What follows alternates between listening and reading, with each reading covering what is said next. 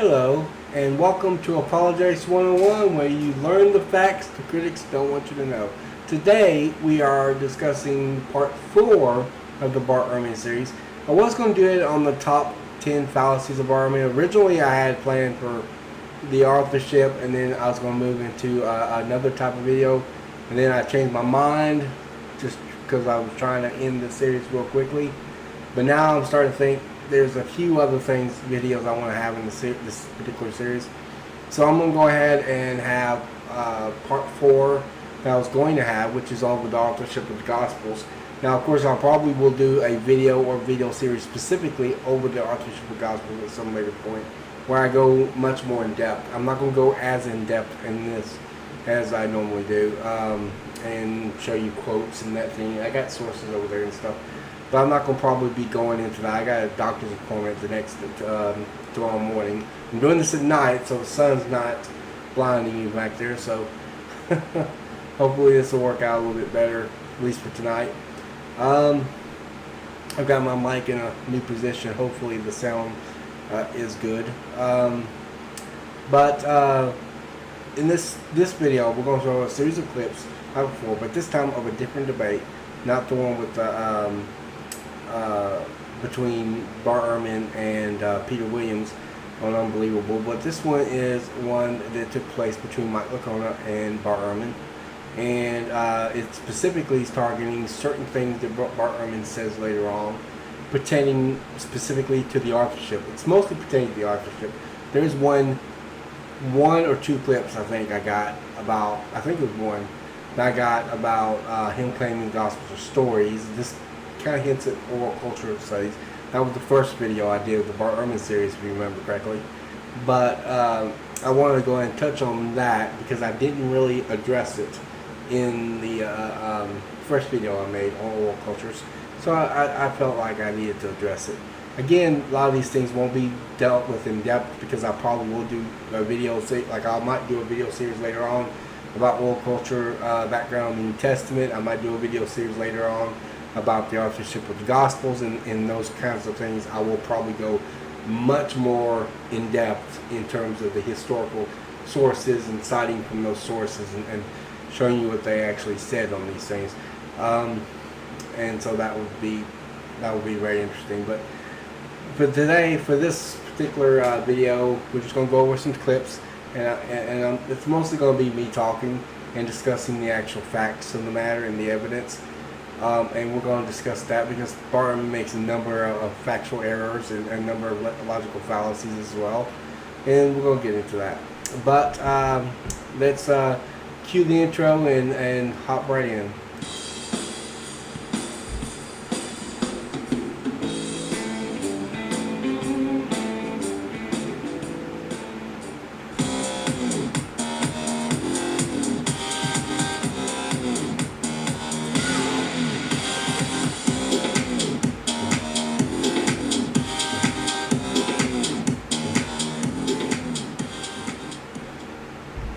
Well, here we are again.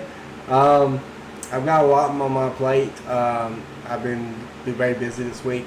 And so I apologize. I wanted to do this particular video early this week. I got tied up because I did another video promoting and advertising my newest project that I'm going to be working on, the Genesis controversy, which is going to be coming soon.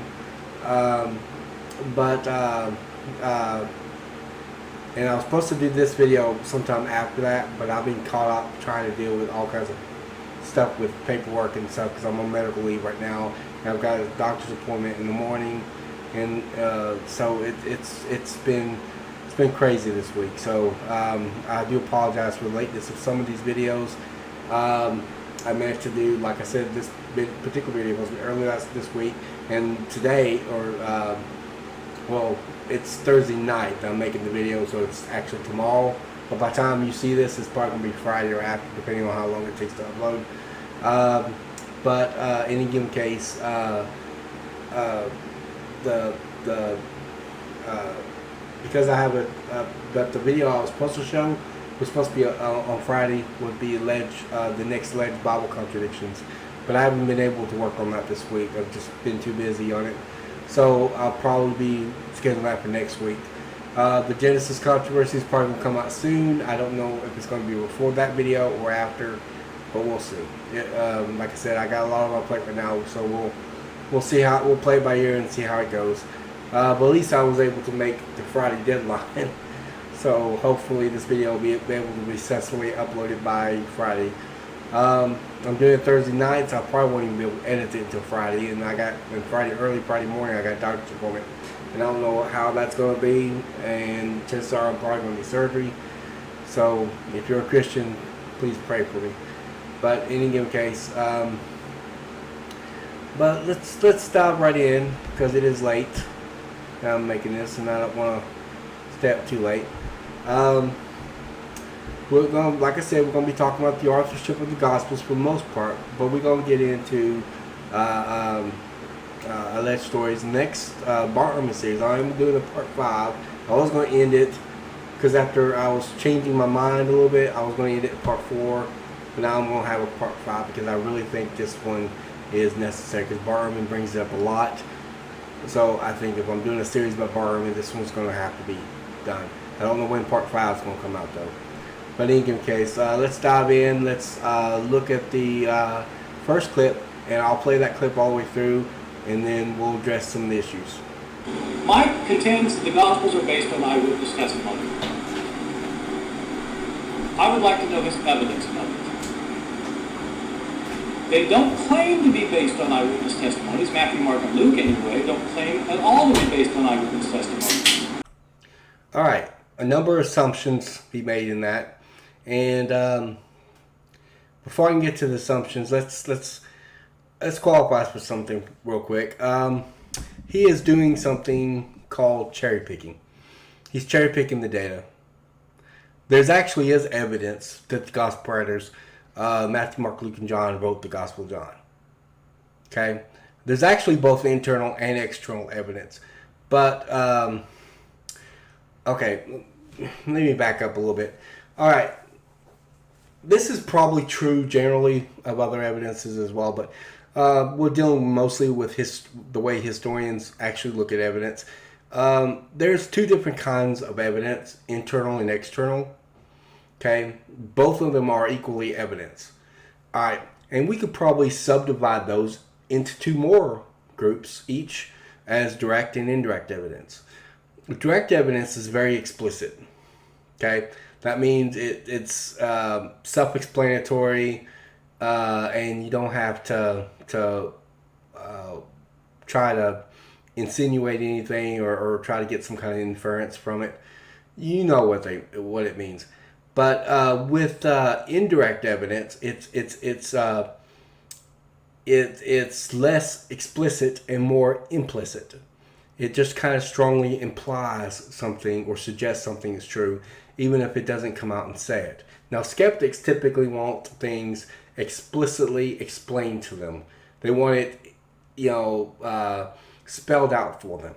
And in historical circles, you can't really always get evidence that spells things out, but sometimes you can. And of course, if you wonder, a good example of indirect evidence, sometimes courts of law talks about circumstantial evidence. That's indirect evidence. It's just evidence to suggest or imply something to be true. It doesn't necessarily. It's not stronger than direct evidence. Direct evidence is stronger, but both of these are considered evidence.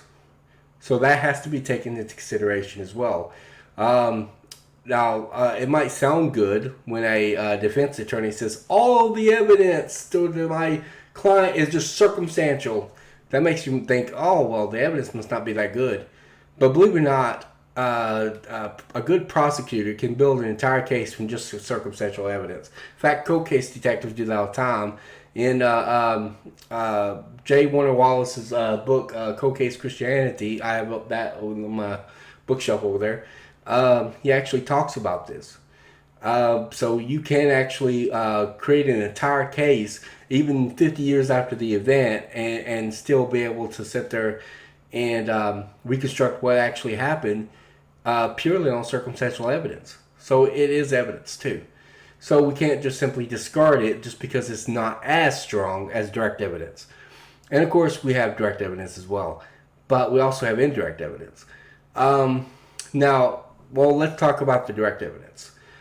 Do we have any direct evidence that the gospel writers based their thing on eyewitness testimony? And by the way, that's one of the assumptions he makes in here, is that he assumes that if it's not written by an eyewitness, then it can't be based on eyewitnesses. Matthew or Mark and Luke were not eyewitnesses, but they got their information from eyewitnesses. So they don't have to be an eyewitness to get their information from eyewitness. If they got their information from an eyewitness, then that's the same as them being able to be based on eyewitness testimony. All right. Well, let's talk about the direct evidence. Well, he says only the synoptic gospels. I think he said it in this clip. He might have said it in the other clip. I don't remember.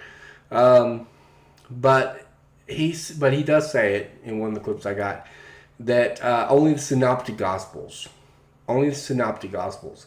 He says that in that none of them claim it. Now he's careful to say that because he does acknowledge that John does say that he's getting his information from the beloved disciple, which also shows direct evidence that he is getting his information from either directly from the eyewitnesses or indirectly from the eyewitnesses. But it's direct evidence just the same, because John is explicitly telling you where he's getting his information from. Well, what about the synoptic gospels? Is there anything in the synoptic gospels that would have that as far as direct evidence? Yes, actually. Luke, in his preface, Luke 1 through 4. And Bart knows this. In fact, Bart actually thinks Luke might even be correct in some of the things he was saying there, because he accepts what Luke says about other people writing an account of Jesus and things like that.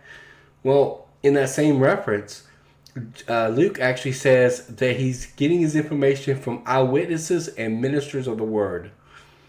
So he actually says he's getting his information from eyewitnesses.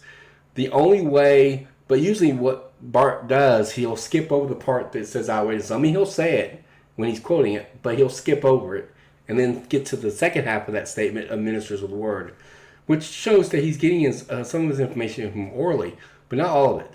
I think Craig Blomberg, in his book, The Historical Reliability of the New Testament, I got that on my shelf over there too, says something to the degree that Luke, when he uses that word, actually is referring probably to a literary source.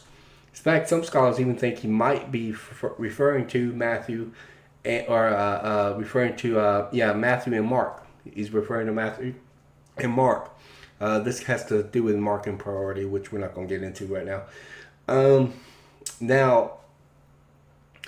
But the point is that it's misleading for Bart to say that none of them ever say they got their information from eyewitnesses, especially when he knows what Luke says. He's aware of what Luke says.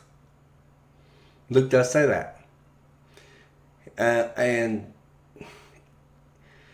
the only way you can get around that is just assume that eyewitnesses is, I don't know how you get around it except ignore the word eyewitnesses. So obviously he thinks he got it from eyewitnesses. Now, with that said, is there any indirect evidence that their information is coming from eyewitnesses? I think there is, because almost all scholars, including Bart, would accept that Luke and Acts were written by the same writer.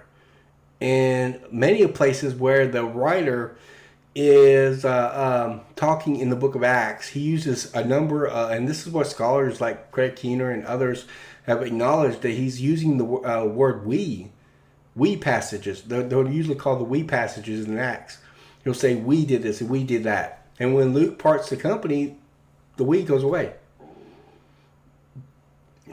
So we know that, he says that we have no way of knowing who wrote them. Yes, we do. Yes, we do. Now, of course, Mark. Let's talk about Mark for a second. If you look in Mark's gospel, one of the things that Richard Bachman's book right here, and Richard Bachman says, talks about what's called he calls the Petrine perspective in Mark.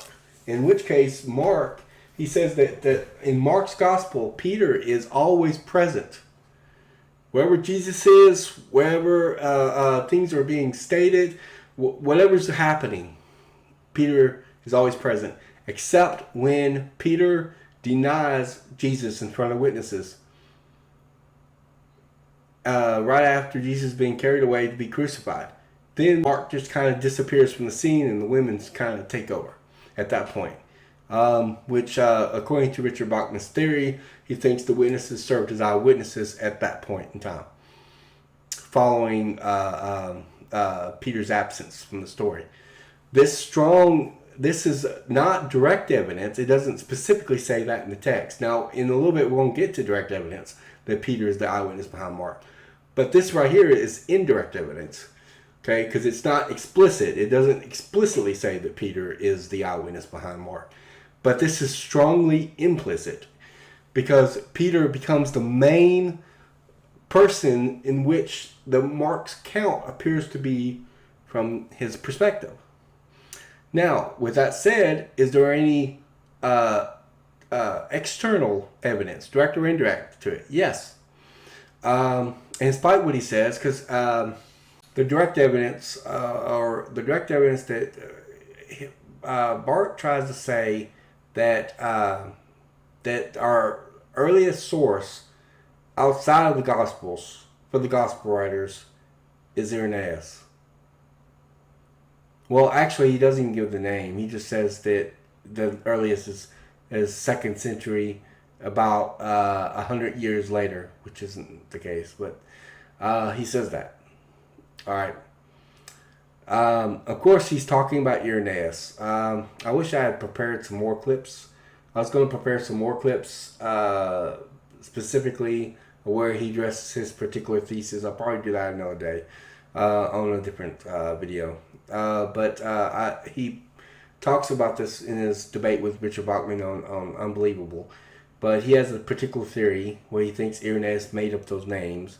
And he thinks that he did it to try to support the idea of trying to get apostles to write the gospel, which doesn't make any sense since 2 out of 4 weren't apostles. Matthew was a hated tax collector. So, yeah, it doesn't make any sense to say he made up his names.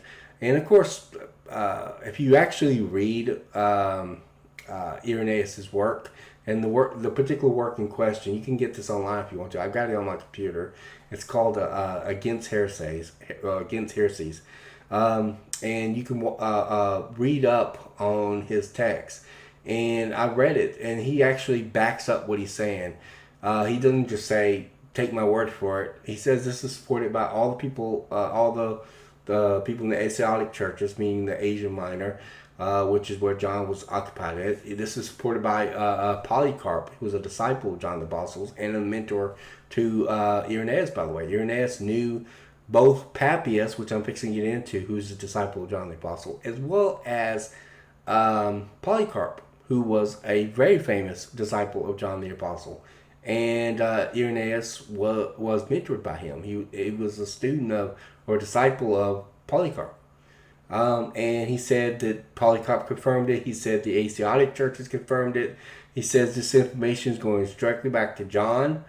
And he supports what he's saying. So he gives the 4 Gospels that we have today. Is he the earliest source for them? No. He's our earliest source for John as far as direct evidence. And he's our earliest source for Luke as far as direct evidence. All right. Now, of course, these Gospels have been quoted from lots of times, but way before Irenaeus. They just never get reference names to them. Bart Ehrman usually jumps on this and tries to make an argument from silence.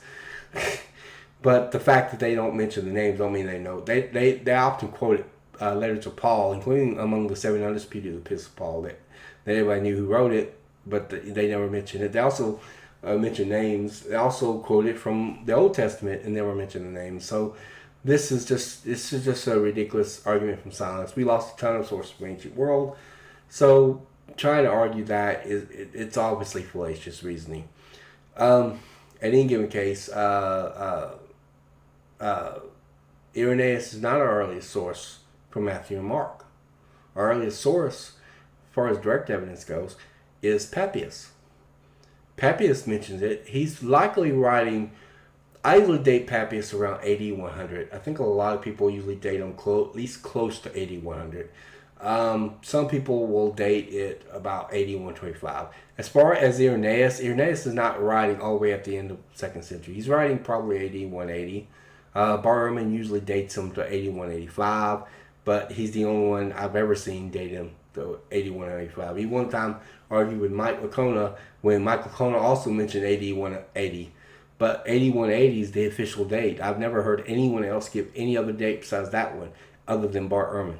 Bart Ehrman tries to put him 5 years in the future. I think he's trying to make him as late into the 2nd century as possible. I don't know why he thinks that 5 years is going to make a difference, but he does. But in any case, most likely Irenaeus is writing around AD 180. At this point, Gnosticism is very heavily developed, and he's actually writing against Gnosticism and against heresies. So most likely the date is AD 180, in spite of Bart trying to attach an extra 5 years there. But in any given case, Mark and Matthew are mentioned even earlier, in spite of what Bart Ehrman has said, in Papias. And Mike, during the Crossfire section, I don't have the clips for it, but during the Crossfire section, if you watch the debate, during the Crossfire section, it actually got brought up about the external evidence, and he said they were trying, Bart says, "Well, Irenaeus is writing 8185, except it's 8180."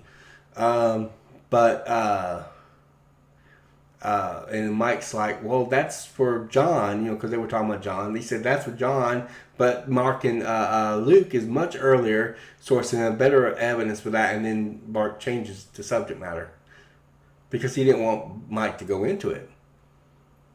As soon as Mike went into it, yeah, there's evidence there. In fact, he never really talks about that. I think I've only heard him one time talk about his thesis, and really got into it mainly because he just can't defend it. I mean, you'd have to make arguments from silence. You'd have to make assumptions about Irenaeus' motivations and things like that. And you just never could demonstrate any part of what he assumes. Now, with that said, is there any indirect evidence? Yes, there's actually indirect evidence outside. And there's actually probably also some more indirect evidence inside the Gospels I should have mentioned. Like, for example, the Mark's Gospel is written in very poor Greek. But I'm not going to bring that up yet because it will come up later in a clip that he will say. And I think it might even be the next one. And then we'll sit there and discuss it then. But that would be indirect evidence for Mark writing it because it would be indicative of the person that is attributed to Mark outside of the Gospels, or attributed to that Gospel outside of the Gospels, as far as the name. And of course, we have indirect evidence as well. Justin Martyr mentions the memoirs of the apostles. That's why it's indirect, because he doesn't explicitly says it, but he refers to them as memoirs of the apostles, and then he quotes from them. So we know that he's talking about them. And in one place, and this is in his dialogue with Trypho, is the work I'm talking about. It's dated to 8140. In one place, he says, the memoirs of he calls the four Gospels, the memoirs of the apostles and those who followed them. And then he cites a reference involving Jesus sweating great drops of blood that's only found in the Gospel of Luke, which is one of those who followed him that he was talking about. He also referred to the Gospel of Mark as the memoirs of Peter. Interesting enough. Yeah. And now Bart Ehrman has a particular thesis about this. He thinks that he's talking about the Gospel of Peter. But I haven't got any published literature yet on this, but in my response to this, but I've talked to other people about it, and I do have a response to it. For start with, he quotes from the Gospel of Mark. If you actually look in what people think is the Gospel of Peter, we're not really sure if it's Gospel of Peter or not. But if you look in what people think is the Gospel of Peter, the what's called the Arkham fragment. And if you look into it, I've actually looked into it and looked up and see if any of these passages that are cited in the dialogue with Trypho, which I also have on my computer over there, and I checked it out to see if any of these references. They're not in the Arkham fragment, but they are in the Gospel of Mark. In fact, in some cases, some of the forms in which Justin Martyr quotes it in a way that's very indicative of the Gospel of Mark, which tells me that he is citing directly from the Gospel of Mark. He's not talking about the Gospel of Peter. Also, another thing is, Dialogue with Trypho was written in AD 140. The Gospel of Peter probably likely wasn't even written at the time. The Gospel of Peter is usually dated to about late 2nd and early 3rd century. Now, usually these apocryphal works, Bart will try to date a little earlier to support some of his thesis, but most scholars would probably put the Gospel of Peter late 2nd, early 3rd century. I usually lean to the early 3rd century. It's got legendary development in it. I'm telling you some evidence of this. It has some legendary development that's in the Gospel of Peter that is very indicative of this particular frame of time. For example, talking crosses, embellishments such as Jesus and the angels' heads going up as big as the clouds. It's indicative of shepherds of Hermes. It's overly dependence of all four Gospels and things like that. These kinds of things have lead scholars to believe this work is very, very late. And because of that, we can actually probably pinpoint the date. It first was discovered circling among certain churches around the early 3rd century. So what scholars usually date the Gospel of Peter is late 2nd and early 3rd century. By the way, another piece of evidence is it's very highly developed Gnosticism. And Gnosticism existed, before AD 150, but it wasn't very developed. It didn't really start getting developed where they were writing texts and things like that until roughly around AD 150. That's when it really started hitting the fan as far as development. So I don't think you could put the Gospel of Peter before AD 150, let alone in AD 140. And most likely, it is much more likely to be late 2nd, early 3rd century. Like I said, I lean toward the early 3rd century because of the kinds of legends that are found within the document. So the Gospel of Peter has likely not even been around at that time. So there's no doubt that he is talking about the Gospel of Mark. Now, we do have works that are written all over the Roman Empire, roughly around the same time as Irenaeus or after. And this indicates, because, they didn't have the telephone at the time. They couldn't just call each other up and say, guess what? Guess who wrote the Gospel of Mark? They couldn't do that. They couldn't take a plane and travel and say hi to their buddy Irenaeus, and Irenaeus told them about Mark's Gospel. No, they couldn't do that. So you got different various works all the way across the Roman Empire, and they're all saying the same thing. Tertullian, Anti-Marcion Prologue, Marturian Fragment, and it just kind of goes up from that point because and it's universally recognized by the church. Every writer that we have that has written on the subject matter, all the way up to the 5th century, has said these four Gospels wrote these four writers wrote these four Gospels. There's never been any other contenders. There's never been Matthew, Mark, Luke, and Henry or anything like that. It's always been Matthew, Mark, Luke, and John. And now when we get to the 5th century, there are some critics that do come up. Augustine had to wrestle with some of these. But the work in which Augustine battles one of these guys is called Against Faustus. And he's having a dialogue with Faustus, who is doubting and questioning the four Gospels. And he points out a historical methodology of how we know of any work from antiquity, because most of the books from antiquity that are survived to us are unknown, which is true. They are. I have here this right here. This is the complete works of Plutarch. And it has every work that Plutarch has ever written. Guess how many times he says his name in any of his works? None. Zero. He doesn't. Then how do they know Plutarch wrote it? Because other ancient writers attribute authorship to them. And Augustine points this out in Against Faustus. And so it's clear that this is actually the proper historical methodology. Now, usually the way that Bart Ehrman deals with this kind of objection says, yes, but the scholars dispute these things all the time. If you actually study it, you actually find out that the disputes are very minimum at best most of the time. There's some critical historians that might dispute it, but they dispute everything. But in terms of Plutarch, nobody really seriously says that Plutarch didn't write it.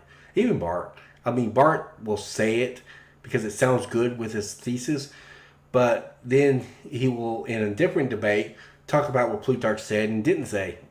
And he'll actually say Plutarch. And he's not just referring to a particular work. I can understand he put refer to a particular work, but he'll say Plutarch says this, Plutarch says that, Plutarch does this with his sources, and Plutarch does that with his sources, and just see the way he's inconsistent with that. We talked about Bart Ehrman's inconsistency before, but he's very inconsistent with that. And but the reality is that historians, if you take mainstream historical methodology, and really that's all you can. You have to be able to take that to be consistent. There are people that would differ with that methodology, but they can't consistently hold to that methodology. You'd have to reject most of the works of antiquity as being written by those individuals. And despite how critical Bart wants people to think he is, he's not willing to say Plutarch didn't write those works. He might try to mimic that and act like that he was willing to do that, but he's not really willing to do that. Not really. Because at the end of the day, he knows Plutarch wrote it. Nobody doubts that. There might be some extreme, questionable people. If you talk to a Plutarch scholar, they're going to say Plutarch wrote it. Okay? Plato, who wrote about Socrates, some of his works don't mention it.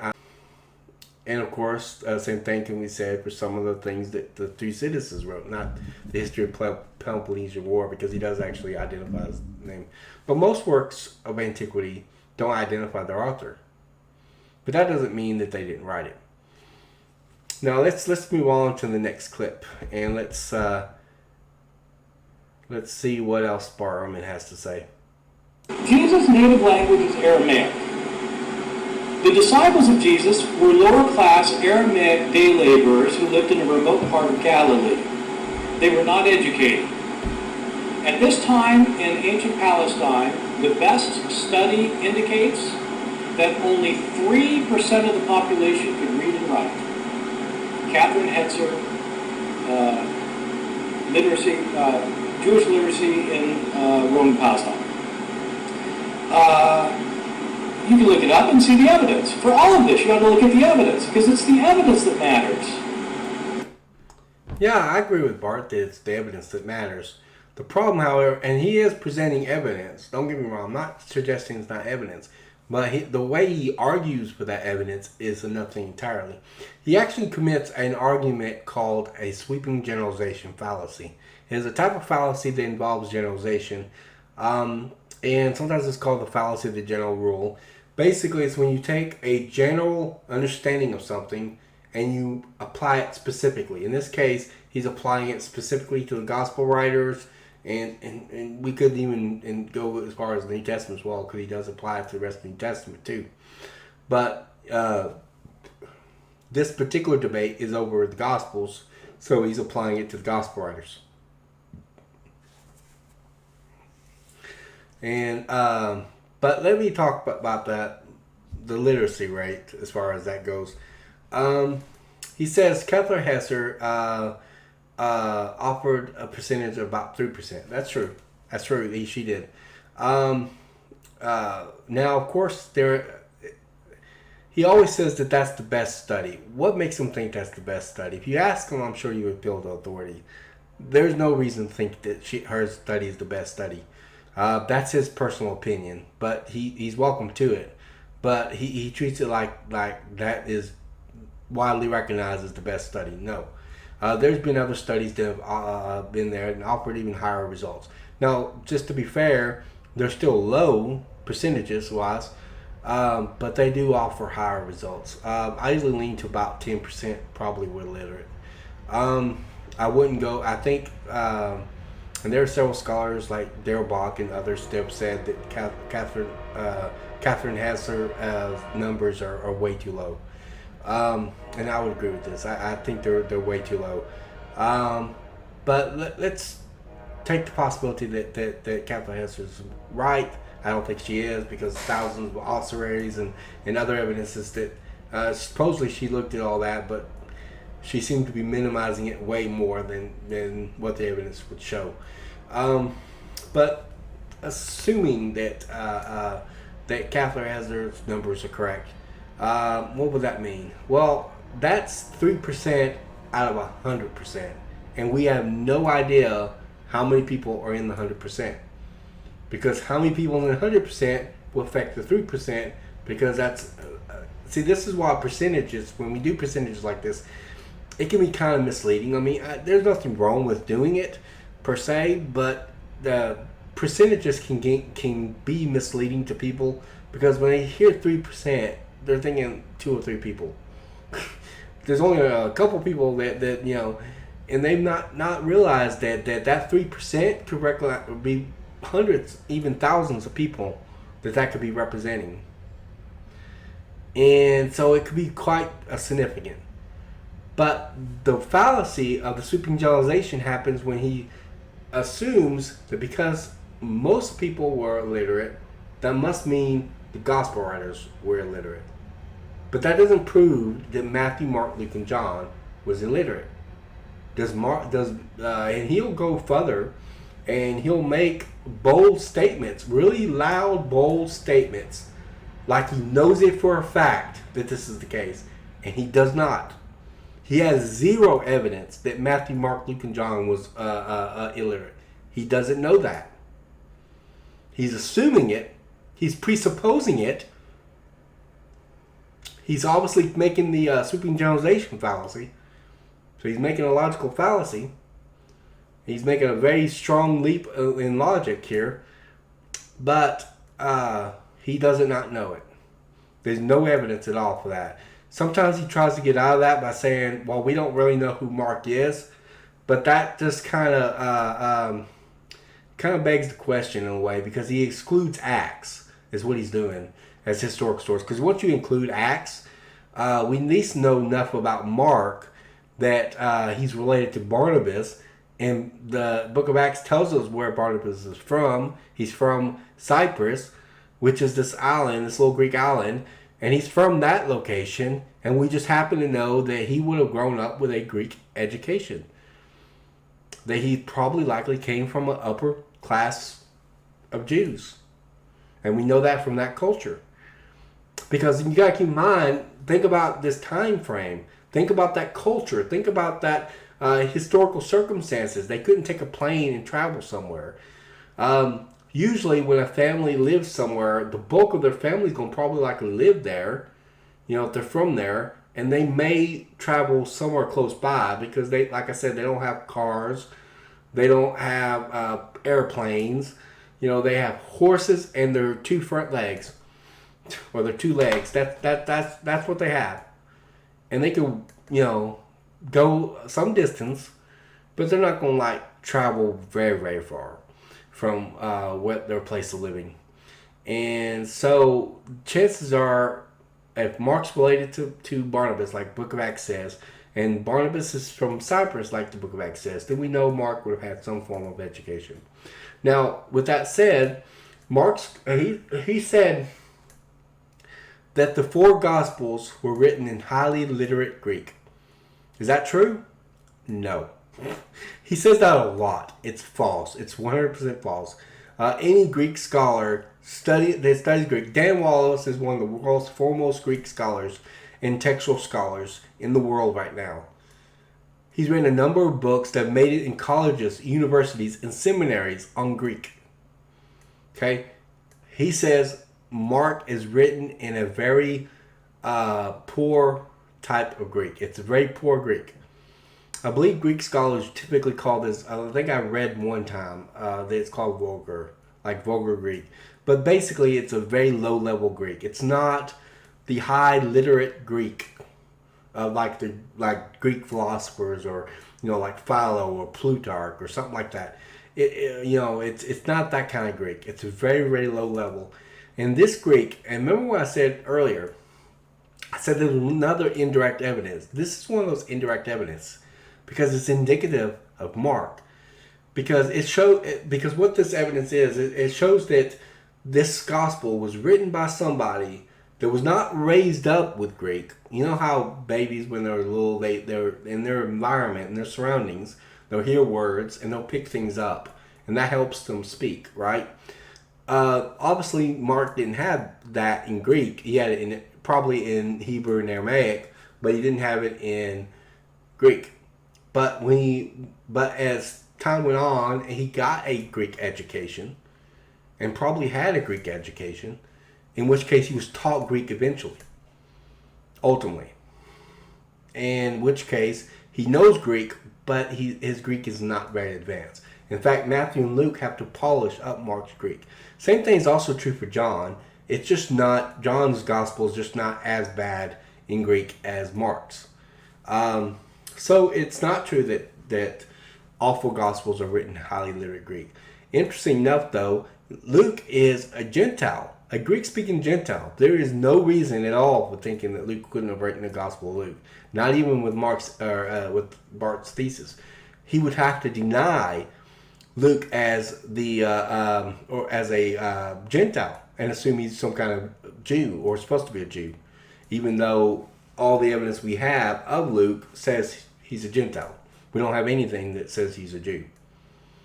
And I assume Bart would have to deny Luke as a Gentile, but I don't know if he, or at least the actual Luke as Gentile, but I don't know if he does. I've never actually heard him say it. But in order to maintain his thesis, I would assume he would have to, wouldn't he? Because Luke was a Gentile, a Greek-speaking Gentile, not just any Greek-speaking Gentile. Paul refers to him as his physician, which means a doctor. Even in the ancient world, a medical doctor was no idiot. They were educated. So this is an educated, Greek-speaking Christian writing the Gospel of Luke in the book of Acts. So we would expect it to be written in highly literate Greek. Matthew, of course, he was a tax collector.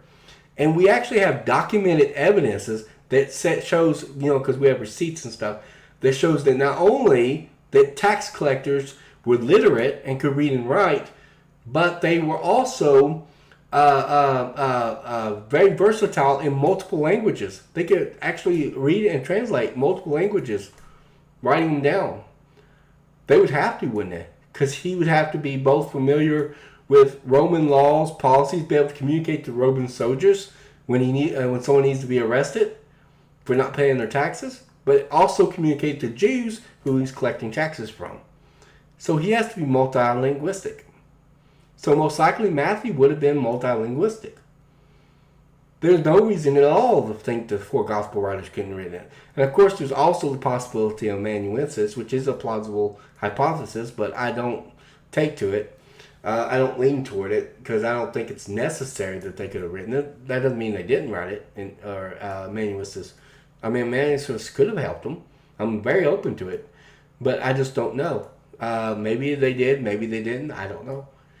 But either way, I wouldn't have to argue that. I think the evidence shows that the four gospel writers could have written it. And when you combine that to the fact that all of the external evidence that we have says Matthew, Mark, Luke, and John wrote it, all the early external evidence, everything that we have before the 5th century says that Matthew, Mark, Luke, and John wrote it. Then you combine it with other indirect evidences, not just with Justin Martyr, outside of the Gospels, but even inside the Gospels, the Petrine perspective in Mark, which, by the way, we have direct evidence that Peter, the Gospel of Mark, I should have probably mentioned that. We have evidence in Papias and Irenaeus, both of which mention Peter as the eyewitness behind Mark. And Tertullian also mentions it. So does the anti-Marcion prologue, the Maturian fragment. I think the Maturian fragment mentions it. And I do know the anti-Marcion prologue mentions it. Tertullian, I know, mentions it. And Irenaeus, I know, mentions it. I've read it personally. And I know that Papias mentions it. And Justin Martyr indirectly references it, as I already mentioned. So, and on top of that, we have indirect evidence inside the Gospel of Mark from the Petrine perspective, which is found within the Gospel of Mark, as documented also by Richard Bachman in his book, Jesus and Eyewitnesses. So yeah, and then you combine that also with the reference by John, about the beloved disciple. And now some people say, well, John probably didn't write it because of that. He's speaking in the third person. But this is a practice in ancient times called Iliism, where they would speak in the third person. And the Gospel writer certainly was aware of Iliism, because all throughout the 4 Gospels, they have Jesus speaking in the third person. Like Jesus would say to the disciples, he would say, like, the Son of Man had no place to lay his head. Even though he's talking third person. But we can also reference this in a number of sources outside of the Gospels. You got Josephus doing this a number of times. You got Thucydides doing it in his preference. You have the Julius Caesar writing an entire work, The Gallic Wars, where he's the main star of the work, completely in third person. You got Xenophon's Anabasis, which is done several places. He references himself in the third person. And Thucydides' work is actually interesting because he actually changes halfway through a sentence from third person to first person, showing that these were interchangeable in ancient times. Paul actually does it. He says, I knew a man in Christ 13 years ago, whether in the body or out of the body, I cannot tell, God knows, but that he was one caught up in the third heaven. He was talking about himself, and he goes on and eventually tells you he's talking about himself. So, yeah, Paul practiced Iliism. So there's times where Iliism was practiced in a particular passage, times when it would start like that, at times when they would change it in the middle of the sentence, it's times when they would do the entire work like that. Daniel does the first 6 chapters completely third person. And then in the 7th chapter, he switches his first at the very beginning of it. Verse 6, he does third person, and then he switches. So when I study Iliism, I tracked it all the way back as far as the 6th century that it was being practiced, all the way up to the time of Jesus and into the 2nd century. Iliism was a common practice that was done. Or, I don't know how common it was. It may not have been super, super common, but it was a practice. And the Gospel writer certainly was aware of that practice as well, as I already mentioned. So I think John is practicing Iliism here, as is the other Gospel writers. So I'm not saying that guarantees that those writers wrote it, but the one thing we can say for sure is that third person perspective argument doesn't rule out the Gospel writers, not if you know anything about ancient sources. So I think it's kind of misleading when Bart brings it up. It's not his main argument, and he never brings it up in this debate that I've seen. I don't have any clips where he brings this up, right now. I've seen him bring it up in debates, but he rarely ever talks about it because it's not his main argument, and he knows it can be easily defeated. It's a very, very weak argument if you know anything about historical sources. But in any given case, but as far as the literacy goes, I think that the literacy rate was probably a little higher, but it is low. But that doesn't mean that just the New Testament writers didn't write the New Testament. It doesn't mean the Gospel writers didn't write the Gospels. That is just Bart Ehrman being fallacious with his reasoning. But let's continue. Most people couldn't read and write. The disciples of Jesus couldn't read and write. They were Aramaic-speaking day laborers. They didn't have an education. They didn't write the Gospels. But there's something worth thinking about. The Gospels are written in highly literate Greek. They're written in highly literate Greek by educated Greek-speaking Christians living 40, 50, or 60 years later. They weren't eyewitnesses. Where does Mark claim to be based on Peter's testimony? He doesn't.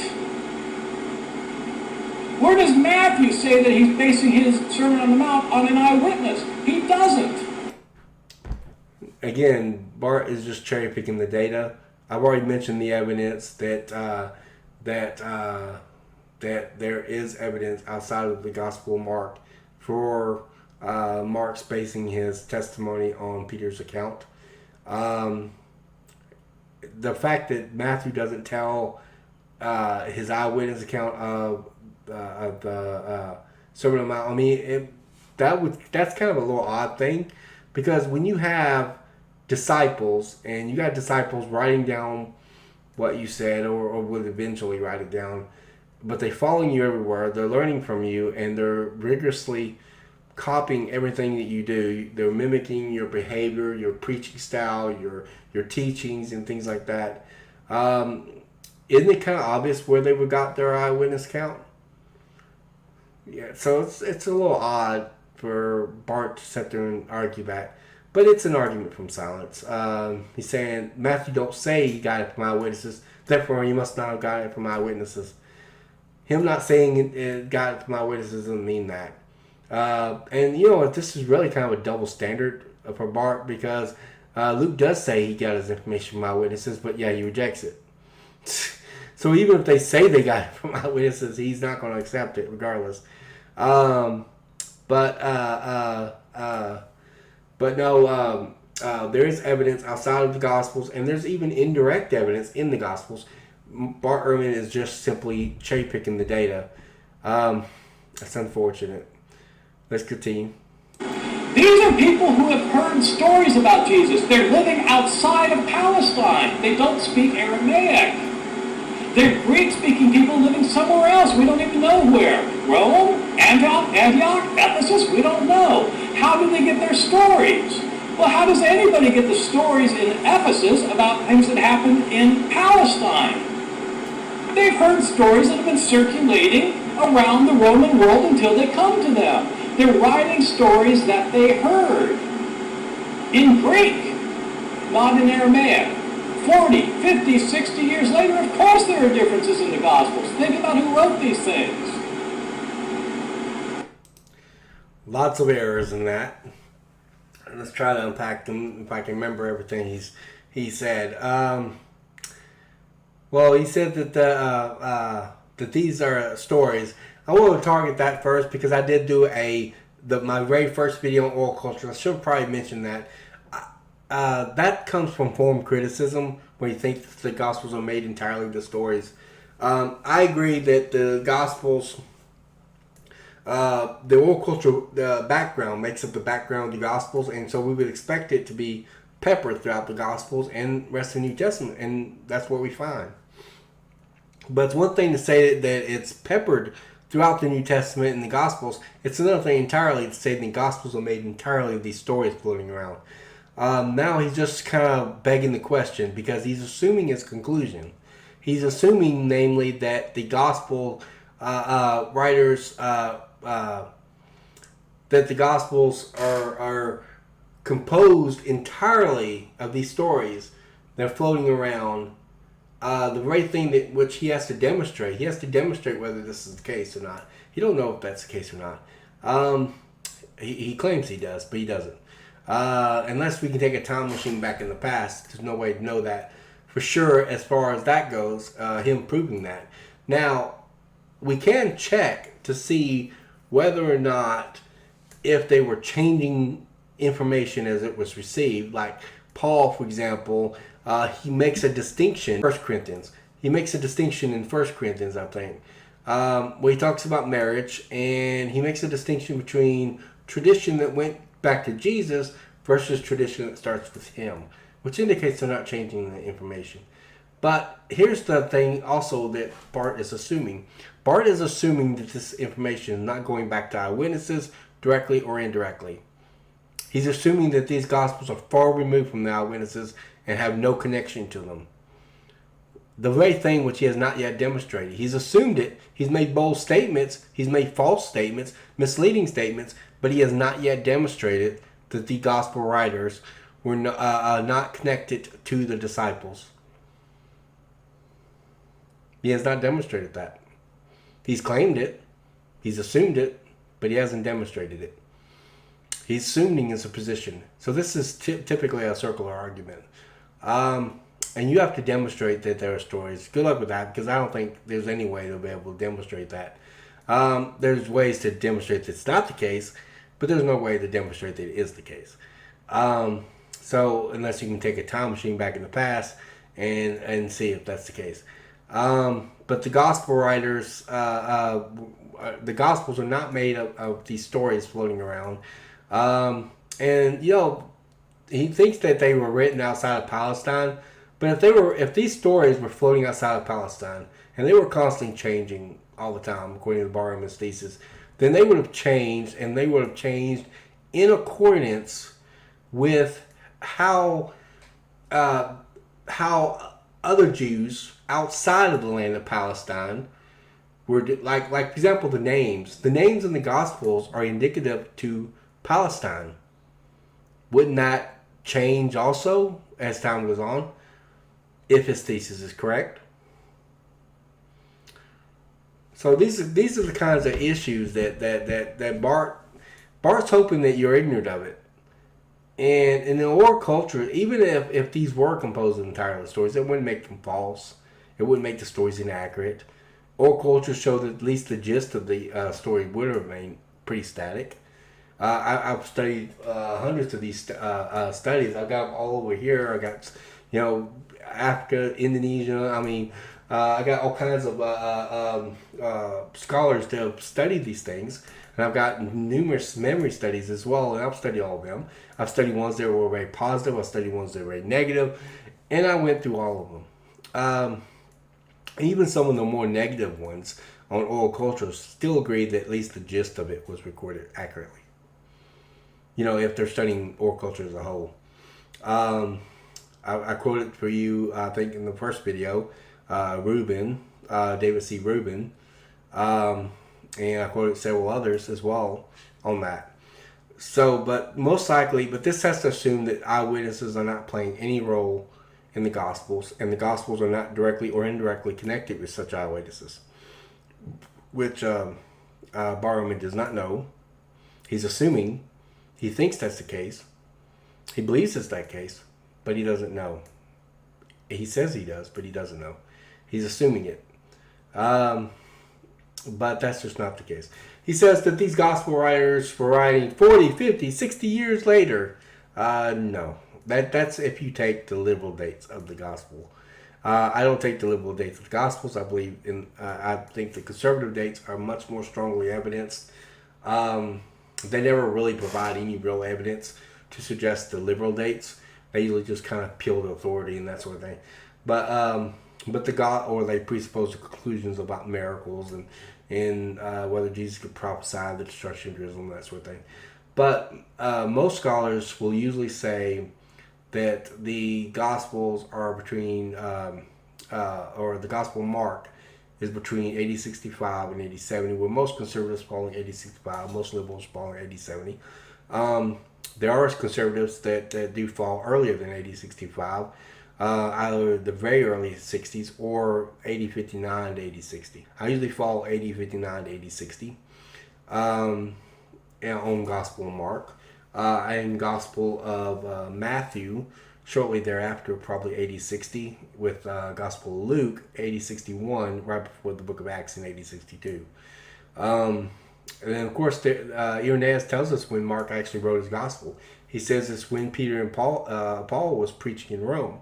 Well, we know this had to be in AD 65 or before, because Peter was martyred in AD 65. That's universally agreed, even by Ehrman. Peter was martyred in AD 65. This is evidenced also by Clement of Rome. In First Clement, he mentions Peter's martyrdom, as well as John the Apostle, who mentions it, narrates it. He connects the dots between something Jesus said to what happened to Peter, and he says, in speaking, Peter, he spoke what manner Peter would die to glorify God.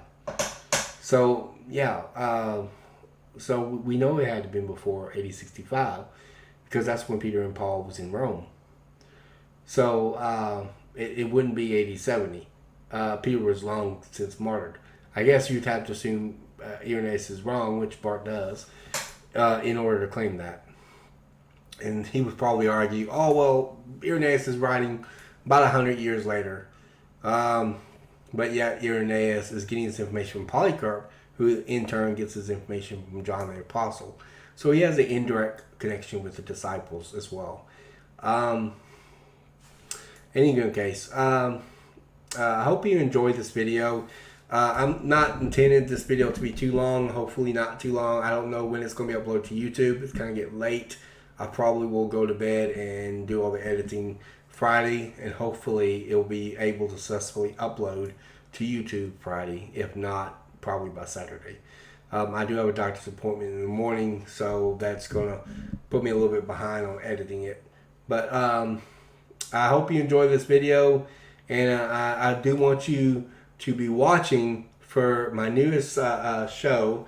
I guess I'm going to go and call it a show. I'm not here to entertain anybody, but I'm just going to call it a show. It's what it is. It's a show, but it's not fictitious. It's not for anyone's entertainment. It is for, just like everything else on my channel, it's informative. It's to instruct. It's to equip. It's to remove intellectual doubts that might be standing in your way of accepting Christ, even. Because we're going to be talking about the evidence. We're going to be talking about the Bible. We're going to be talking about lots of different issues. And this is going to be a very highly controversial show. Okay, so it's going to be very deeply controversial. So I hope you can have a strong spiritual backbone. If you're a skeptic, I hope you're at least willing to at least come and hear the arguments out. Because I do pray for you, and I do want you on my channel and watching these videos. I have skeptics that comment on me and reply on me. Yeah, I would have to respond to them, and sometimes they get in a debate with me. But believe it or not, I actually like it when y'all respond, because that tells me y'all watching my channel, my videos, and I love that. And I want you to continue to watch them, and look out for the Genesis controversy. It's going to be coming soon. Also, my next alleged Bible contradiction series is also going to be coming out soon, video. The next video of it is going to be coming out soon, and I'm expecting that. I do not know whether I'm going to do an episode, my first episode of Genesis controversy before that, or do that. But chances are I'll try. If I can get one of those two videos in before the end of the weekend, I will try. But chances are it's probably going to be next week sometime before either of those videos are released, or for my next one is going to be released. But be looking out for them. Don't forget to give the video a like. I would really appreciate that. And don't forget to subscribe to my channel. I've got lots of stuff in store, especially with this new show that's fixing to come out. I've got a lot of videos planned up. I've committed myself to several more videos. So I've got a lot more for y'all, for you guys. And always stay in the know and learn the facts the critics don't want you to know. And I will see you on the next one.